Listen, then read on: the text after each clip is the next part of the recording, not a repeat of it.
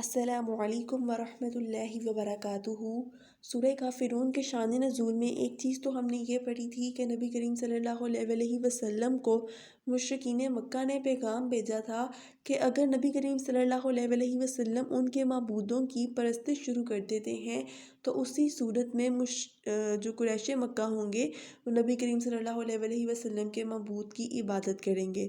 ایک تو یہ انہوں نے کہا تھا قریش مکہ نے نبی کریم صلی اللہ علیہ وسلم کو، اور دوسرا انہوں نے نبی کریم صلی اللہ علیہ وسلم کو یہ بھی کہا تھا، یہ بھی اپنے نوٹس میں ایڈیشن کر لیں آپ، کہ 1 سال قریش مکہ کا دین پورے عرب میں رہے اور دوسرے سال جو محمد صلی اللہ علیہ وسلم کا مطلب ایک اللہ تعالیٰ کا توحید کا دین ہے، یہ پورے مکہ میں رہے، مطلب 1 سال قریش کا دین اور 1 سال نبی کریم صلی اللہ علیہ وسلم کا دین رہے۔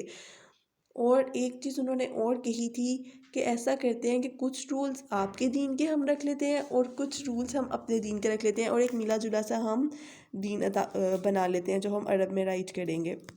اس چیز کو بھی آپ شان نزول میں ایڈ کر لیں۔ جزاک اللہ۔ سورہ کافرون کا یہ تھا شان نزول۔ اب پہلے ہم اس کے فضائل دیکھتے ہیں، مطلب اس کی امپورٹنس دیکھتے ہیں، پھر ہم اس کے ترجمہ تفسیر کی طرف چلیں گے۔ صحیح احادیث سے ثابت ہے کہ رسول صلی اللہ علیہ وسلم طواف کی 2 رکعتوں اور فجر اور مغرب کی سنتوں میں سورہ کافرون اور سورہ اخلاص پڑھتے تھے۔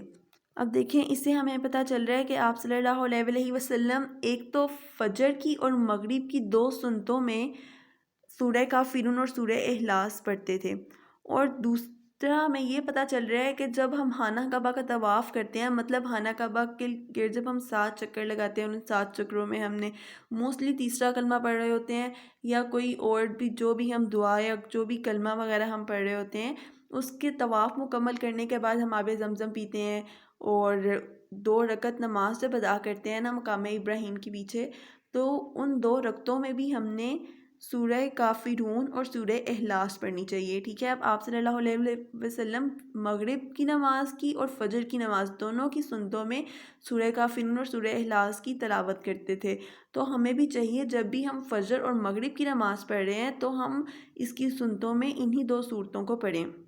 اسی طرح آپ صلی اللہ علیہ وسلم نے بعض صحابہ کرام کو فرمایا کہ رات کو سوتے وقت یہ سورت پڑھ کر سو گے تو شرک سے بڑی قرار پاؤ گے۔ اب اسی طرح ہمیں بھی اپنی زندگی کا معمول بنا لینا چاہیے کہ ہم رات کو سونے سے پہلے سورہ کافرون پڑھا کریں۔ جیسا کہ پہلے بھی میں نے آپ کو بتایا تھا کہ ہمیں رات کو سونے سے پہلے ایک تو سورہ اخلاص پڑھنی چاہیے اور معوذتین صورتیں، مطلب سورہ ناس اور سورہ فلق پڑھنی چاہیے، اور سورہ کافرون کی بھی اب اس میں ہم ایڈیشن کر لیں گے کہ ہم نے سورہ کافرون بھی پڑھنی ہے ساتھ، اور آیت الکرسی بھی پڑھنی چاہیے، ٹھیک ہے۔ اب مطلب یہاں پہ ہمارے پاس ٹوٹل 5 چیزیں ابھی ہم نے دیکھ لی ہیں کہ ہم نے کون سی چیزیں رات کو سونے سے پہلے پڑھنی ہیں: سورہ اخلاص، سورہ کافرون، سورہ فلق، سورہ ناس اور آیت الکرسی۔ اسی طرح حدیث شریف میں آتا ہے کہ ایک شخص نے نبی کریم صلی اللہ علیہ وسلم سے عرض کیا، یا رسول اللہ صلی اللہ علیہ وسلم، مجھے قرآن پاک کا کوئی حصہ بتائیں جس سے میں وظیفے کے طور پر پڑھا کروں۔ تو حضور صلی اللہ علیہ وسلم نے فرمایا، جب تم لیٹنے کے لیے بستر پر جاؤ تو سورہ کافرون پڑھ لیا کرو۔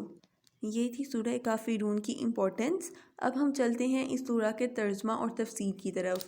پہلی آیت دیکھ لیے، قُلْ يَا أَيُّهَا الْكَافِرُونَ، قُلْ کہہ دو، یا ایہا اے کافرون کافرو۔ اس کا بامحاورہ ترجمہ ہوگا کہہ دو اے کافرو، مطلب یہاں پہ اللہ تعالیٰ آپ صلی اللہ علیہ وسلم کو کہہ رہے ہیں کہ آپ کافروں سے کہہ دیں۔ دوسری آیت دیکھیے، لا اعبد ما تعبدون، لا نہیں، اعبد میں عبادت کرتا، ما جس کی، تعبدون تم عبادت کرتے ہو۔ اس کا بامحاورہ ترجمہ ہوگا نہیں میں عبادت کرتا جن کی تم عبادت کرتے ہو۔ مطلب ہم نے شان نزول میں اب دیکھا تھا کہ جو مشرکین ہیں وہ آپ صلی اللہ علیہ وسلم کو کہہ رہے ہیں کہ ہم آپ کے معبود کی تب ہی عبادت کریں گے اگر آپ ہمارے معبودوں کی پرستش کریں گے۔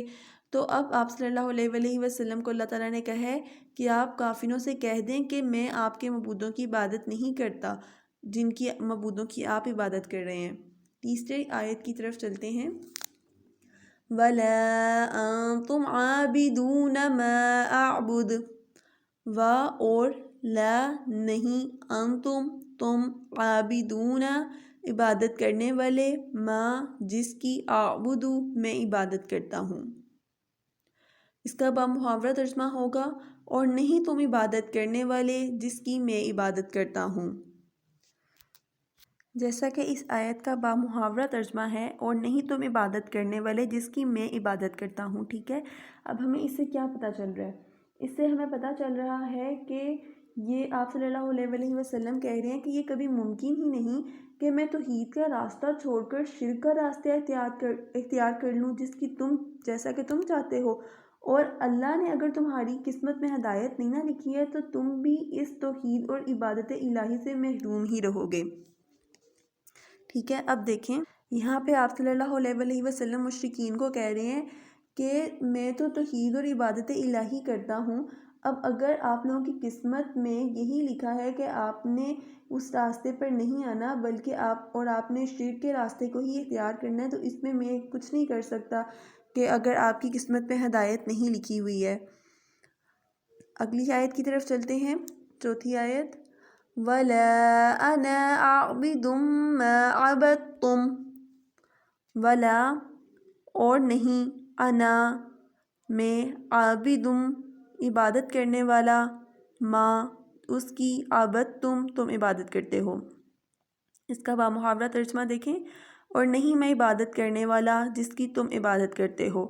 مطلب یہاں پہ اللہ تعالیٰ صلی اللہ علیہ وسلم کو کہہ رہے ہیں کہ آپ مشرکین سے کہہ دیں کہ میں اس کی عبادت نہیں کرنے والا جس کی کہ تم عبادت کر رہے ہو، مطلب جن بتوں کی تم پرستش کرتے ہو ان بتوں کی میں پرستش کرنے والا نہیں ہوں، بلکہ میں تو توحید کا پیروکار ہوں، میں صرف ایک اللہ تعالیٰ کی عبادت کرتا ہوں۔ اگلی آیت کی طرف دیکھتے ہیں۔ وَلَا أَنْتُمْ عَابِدُونَ مَا أَعْبُدُ، اور لا نہیں، انتم تم، عابدون عبادت کرنے والے، ما جس کی، اعبد میں عبادت کرتا ہوں۔ یہاں پہ اللہ تعالیٰ صلی اللہ علیہ وسلم کو کہہ رہے ہیں کہ آپ مشرکین مکہ سے کہہ دیں کہ جس کی میں عبادت کر رہا ہوں نا، مطلب اللہ تعالیٰ کی جن کی میں عبادت کرتا ہوں ان کی تم نہیں عبادت کر سکتے، کیونکہ اللہ تعالیٰ نے آپ کی قسمت پہ اگر ہدایت نہیں نہ لکھی ہے تو اب آپ کو ہدایت نہیں مل سکتی ہے۔